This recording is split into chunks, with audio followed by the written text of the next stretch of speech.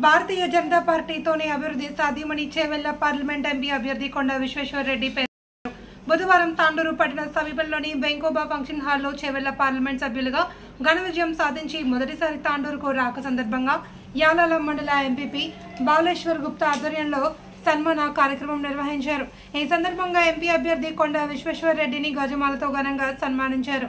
ఈ సందర్భంగా ఏర్పాటు చేసిన సమావేశంలో చేవెళ్ల ఎంపీ కొండా విశ్వేశ్వర్ రెడ్డి మాట్లాడుతూ ఆదరించి ఆశీర్వదించిన నాయకులకు, కార్యకర్తలకు, అభిమానులకు పేరు పేరున కృతజ్ఞతలు తెలిపారు.